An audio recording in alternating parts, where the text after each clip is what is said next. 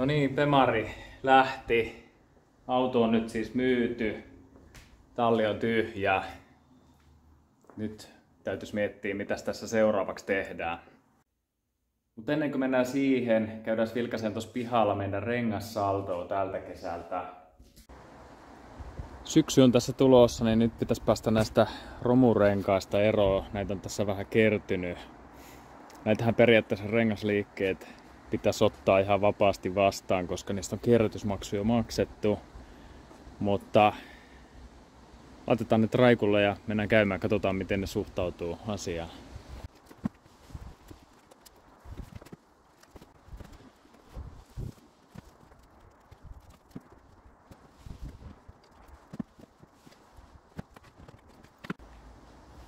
No niin, sellainen kasa. Vedetään kuormaliinalla vähän kiinni ja mennään katselemaan lähirengasliikkeeseen, miten ne tähän suhtautuu. No niin, renkaista päästiin eroon. On tuossa naapurissa semmonen vähän erikoisempi rengasliike. Niin, sinnehän meni 60 niitä nyt oli. Ja jonkin verran niitä oli jo aiemmin sinne hävitetty, että olisiko niitä 70 tuossa kesän aikana sitten tullut. Niistä päästiin eroon. Niin, tässä on kulunut nyt aikaa sitten joku muutama viikko ehkä siitä, kun toi Bemari lähti. Ja on ollut vähän aikaa miettiä, että mitä sitä alkaisi tekemään ja niin päin pois. Mutta eli lopetanko koko lajin tähän ja mitä tässä tehtäisiin nyt ennen ensi kesää sitten, ensi ajokautta. Mennään siihen tuossa ehkä lopuksi. Ehkä hyvä vähän avata ensin, että minkä takia mä ton Bemari oikeastaan myin. Niin. No Bemari tuli mun osalta tavallaan tiettyyn pisteeseen valmiiksi. Se oli todella hyvä ajettavaksi tommoseksi höntsäautoksi. Ja oikeastaan seuraava steppi aivan ehdottomasti seuraavalle kesälle mulla olisi ollut sitten tehon kasvattaminen, 100 tai 200 hevosvoimaa lisää siinä tai jotain sinne päin. Eli se olisi ehdottomasti vaatinut tietenkin sen holsetin, kuuluisaa holsetin siihen kylkeen. En mä oikein mitään muutakaan siihen olisi keksinyt. Ja no, se miten mä aloitin sen auton, ostin sen aika halvalla. Tarkoitus oli investoida muutama tonni korkeintaan siihen, eli todella halvalla, ehkä parikin tonnia. Ja alkaa sitten vaan ajamaan sillä höntsää. Mutta tilannehan siinä eskaloitu aika paljon. Sieltä paljastui monenlaista juttua, mitä vaan niin kuin piti tehdä. Muun muassa koko perä ja voimalinja oli todella huonossa kunnossa. Perästä muun muassa sisältä lähinnä semmoista mustaa jauhoa täynnä ja kaikki täysin niin kuin vaihtokunnossa. Siitä kun avattiin ja otettiin vaihelaatikko pois, kytkin, vauhtipyörä, koko auton alusta todella pahassa vedossa. Sekin oikeastaan sitten piti vaan vaihtaa ja vaihtoehtona tietenkin, että ostanko mä siihen alkuperäistyyppisiä kamoja vai mitä mä teen sitten sille. Niin aina päätyi sitten siihen, että no laitetaan sitten kunnolla, kun sitä tehdään. Ja kaikki pienet asiat vaan kertaantuu siinä sitten ja loppuviimein siitä muutaman tonnin höntsäautosta tulikin jo yli 10 tonnia auto. Ja mä oikeastaan siinä vaiheessa tiesin jo, että no omiaan siitä ei varmasti niinku voi saada ihan pois, ei ollut tarvettakaan, se on harrasteauto ja harrastus maksaa. Mutta jos mä teen siihen turbon, niin mun osaamisella, mä en osaa sitä varmaan tehdä halvalla, vaan mä teen vähän varmistellen, joka tarkoittaa sitä, että se on sitten jotakin, vaikka 5 tonnia. Niin mitä se oli, 10-11 tonnia, mitä se auto oli mulle maksanut jo siinä vaiheessa. Sitten se olisi 15-16 tonnia. Eli se menee vähän ylikalliiksi jo koko sitten auto. Eli tuli semmoinen vaihe, että piti päättää oikeastaan, pidänkö mä sen auton pidempään. Eli alanko kehittää sitä, jatkaa sitä kehitystä vai sitten, tai toinen vaihtoehto, että vaihdanko johonkin muuhun kilpuri-aihioon kokonaan, mikä sitten ehkä olisi vähän mielekkäämpikin. Tuliko musta Bemari-mies vai ei oikein. mulla on niitä ollut useampiakin kyllä, mutta en mieltäisi nyt ihan itseäni bemarimieheksi kuitenkaan. Mutta joo, lopulta mä päädyin sitten siihen ratkaisuun kuitenkin, että tässä vaiheessa on ihan hyvä ehkä myydä se auto. Ja jonkin aikaa se tuossa oli myynnissä ja ihan tyytyväinen on kauppoihin. Omiaan, niin kuin sanoin, omiaan ei saa pois. Työlle ei saa tietenkään mitään, enkä sitä kannata edes yrittääkään. Suomessa ei näillä autohommilla ei tule rikastumaan. Eli mä luulen, että se oli ostajalle ja mullekin ihan hyvä diili. Ja siitä päästäänkin sitten siihen, että miten tästä jatkettaisiin. Alun perin aloin rakentaa 330 niin kuin grippiautoksi, ja jonkin verran sitä kokeilinkin. Mutta lopulta kuitenkin, kun tarkoituksena on joskus päästä ehkä johonkin kilpailutoimintaan mukaan, niin ainakaan mulla ei ole tiedossa mitään oikein semmoista luokkaa tai sarjaa, mihin tuommoisella 4-6 sitten voisi osallistua tai mikä olisi joku järkevä. Ja siinä tuli sitten kokeiltua totta kai sitä luisuakin ja se vähän vei mennessään, eli lajina alkoi kiinnostamaan enemmän ja on tullut paljon enemmän seurattuukin nyt sitä. Eli joo, totta kai siis sitä jatketaan ja nyt täytyy alkaa etsiä uutta kilpuriaihiota. Tässä on siis nyt syyskuun loppu tällä hetkellä, kun mä tätä videoa tässä kuvaan ja silloin kun tämä video ulos, niin se on varmaan jotain lokakuuta sitten jo. Niin toivottavasti ollaan vähän pidemmällä jo siinä vaiheessa. Mutta joo, että miten lähdettäisiin halvalla taas budjetilla tekemään sitten uutta kilpuria, niin tosi moni kilpurihan on noita tuontiautoja ja siinä on tietenkin sellainen hyvä lähtökohta, että sitä autoveroa ei tarvitsisi maksaa. Eli sä tuot maahan auton, niin tietenkin tullit ja alvit, mutta varsinainen autovero, sen voisi jättää maksamatta, niin lähtökohta olisi vähän halvempi ja ehkä vähän helpommin myös löytyisikin sellainen, eli valinnanvaraa voisi olla enemmän, kun katsoo vähän jotain Eurooppaa, tai jos se löytyy Euroopasta, niin niistä ei varmaan alviikaan sitten mene, eli ehkä tulliikaan, mutta jos Euroopan ulkopuolelta, niin sitten totta kai. Ehkä tämän kanavan tuosta taustakuvastakin näkyy se semmoinen sininen auto siinä taustalla tallissa, niin sehän on semmoinen vanha Corvette. Ja mulla on niitä Corvetteja on niitä tuossa aiemmin rakennellut ja se on ollut mielessä tässä nyt pidemmän aikaa, kun näitä Jenkki-tube-kanavia on katsonut tämän driftingin ympärillä, niin siellähän ajetaan paljon Corvetella driftingiä. Ja jostain syystä Suomessa sitten, tai ei ylipäänsä Euroopassakaan, niin ei ole sitten ihan hirveästi yleistynyt. Jos mä lähtisin nyt rakentamaan tyypillistä drifting-autoa, Nissani, Silvia, vaikka Jitsatalla, Turbo ja kaikki muu kuntoon ja semmoista ajatuksena kuitenkin, että se olisi vaikka semmoinen Pro-tason auto, Pro 2, niin ei taida ihan 10-15 tonnia ei taida ihan riittää, että sellaisen saa tehtyä. Ja kun mulla on nyt tausta oikeastaan noista jenkkiautoista ja mä oikeastaan enemmän ehkä vähän kuitenkin olen niin kuin V8-mies kuin Turbo 6, niin se niin kuin kiinnostaisi ehkä enemmän se LS-tekniikka.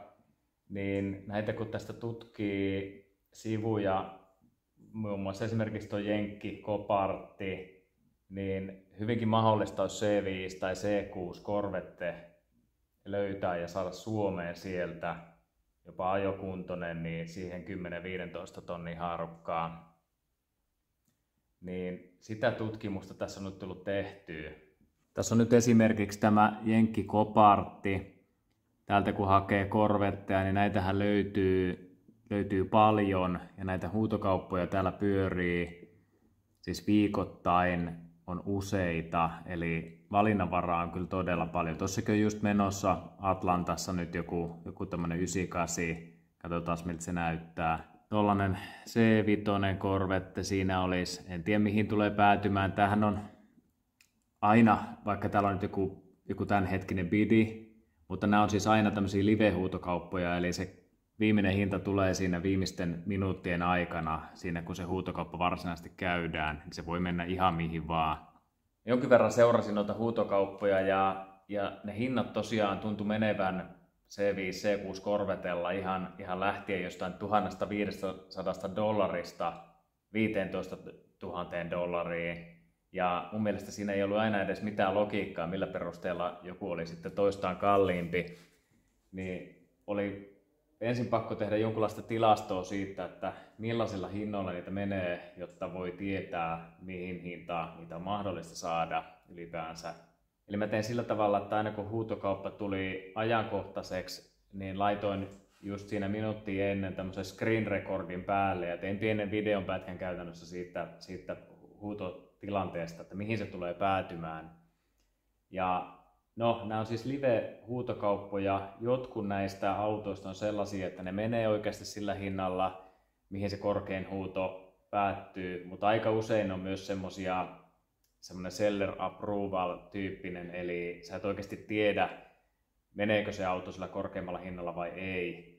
Useimmiten hyvä merkki on siitä, kun tekee tuota tilastoa ja katsoo sen auton sen niin kuin numeron, täällä huutokauppanumeron. Jos se auto ilmestyy uudelleen sinne huutokauppaan lyhyen ajan sisään, niin silloin se ei ole mennyt. Mutta monesti myyjä saattaa tehdä myös semmoisen vastatarjouksenkin sitten sille ostajalle, eli sekään ei ole ihan niin kuin varma juttu, että menikö se sillä viimeisellä hinnalla vai ei. Mutta kuitenkin ehkä oli hyvä tehdä sitä tilastoa ainakin sen takia, että tietää mihin ihmiset on valmiit menemään noissa huudoissa ja sitten sitä kautta vähän sitä omaa budjettiikin ja omaa hintatasoa sitten niin pystyy alkaa laskemaan. Katsotaanpa pari esimerkkiä tuosta. No tässä olisi nyt C5, Z06, eli tällainen lyhytkattoinen C5, joka on mun mielestä ehkä Corvetten niin kuin kaikkien aikojen ehkä mun mielestä hienoin designi.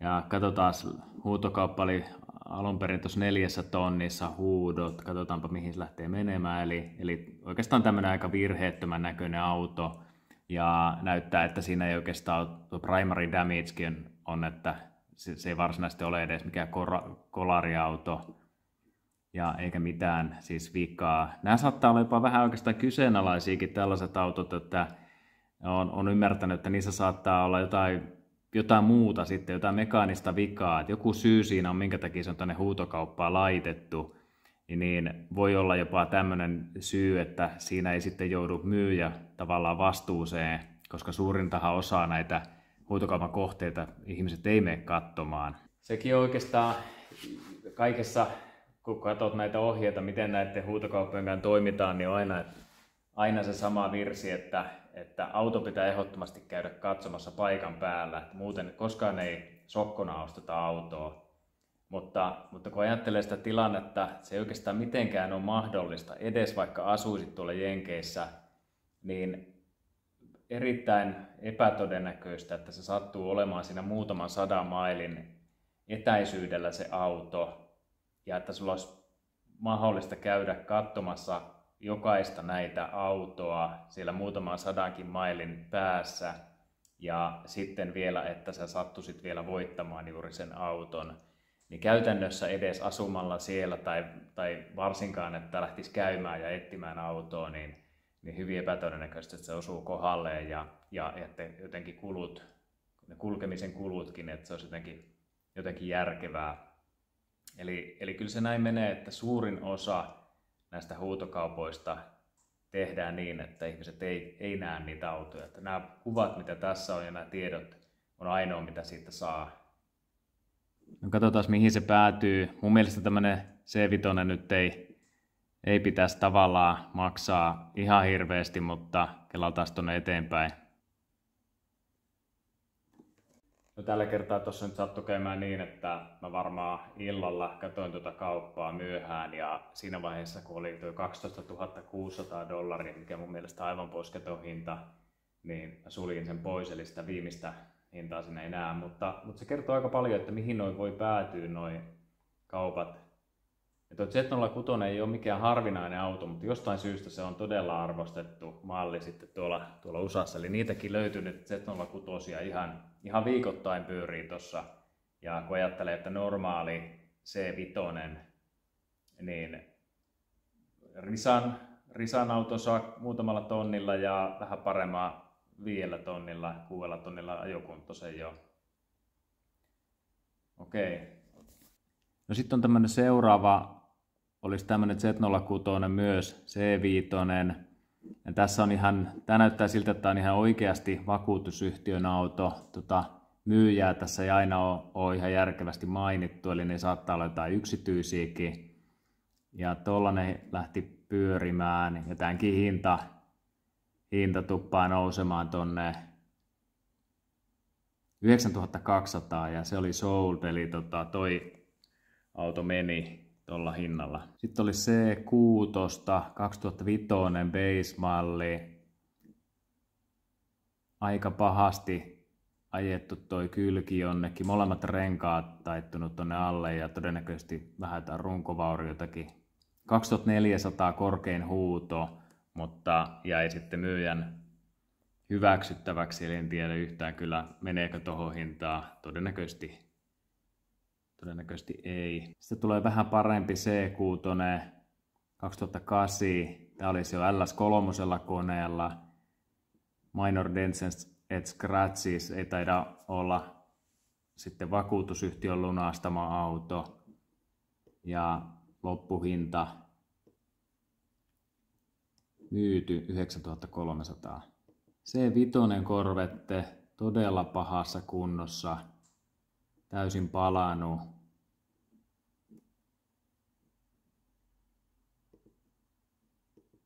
Myyty $900.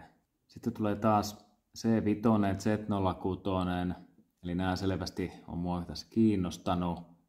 Näissä 2002 taitaa olla jo LS6 kone, ettei olisi jopa aiemminkin ollut. Jotain ihmeellistä tuolla on tapahtunut ja joku mechanical damage siinä on, ettei oikein tiedä. Se tarkoittaa moottoria tai vaihelaatikkoa. Myyty $3900. Ja katsotaan välillä C6, Z06. Eli tässä on LS7 kone ja tämä on alumiinirunkoinen auto.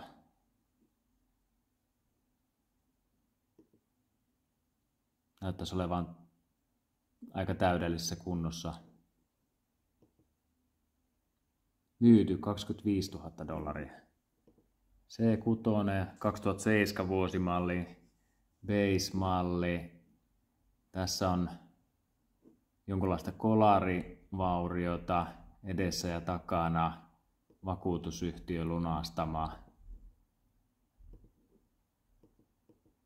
LS2 koneella. Myyty $11,900. 2005 base-malli LS2 koneella.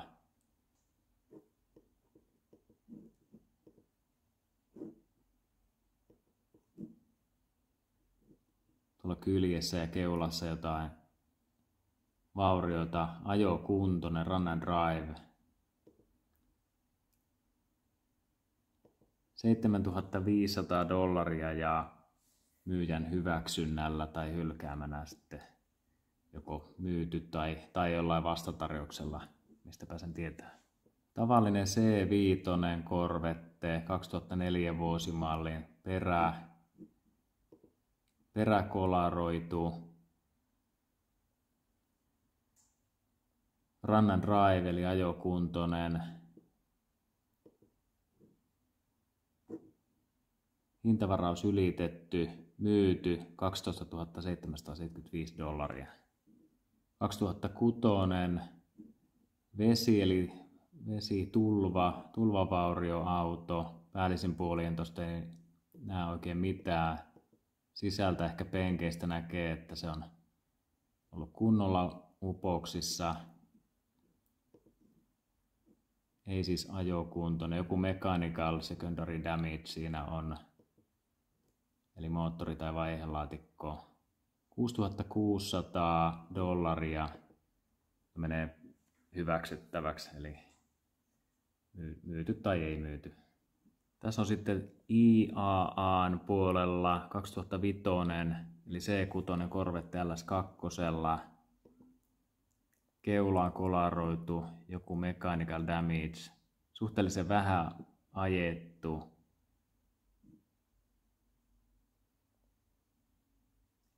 Hintavarausta ei ylitetty ja viimeinen huuto 5050. Texasissa C6 2007 Corvette eli LS2 vielä kolari vaurioitu, mutta ajokuntoinen auto.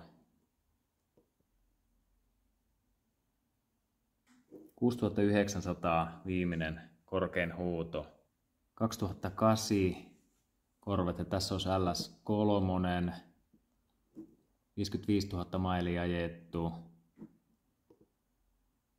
kolaroitu jotenkin, renkaat taittunut sisään. Vähän vaikea sanoa, onko tuo runkokin vähän tuosta kyljestä sisällä. Airbagit ainakin tullut ulos. Ei ole puhetta, onko ajokuntoinen. Ei ainakaan koetettu käyntiin kai. LS3 näyttäisi nostavaa aika paljon hintaa. Myyty $9,100 myyty. Sitten on vähän pahemman näköinen auto, eli 2004 Corvette, tämä on siis C5. Biohazard on ajettu katon kautta ympäri ja todennäköisesti jonnekin jokeen vielä.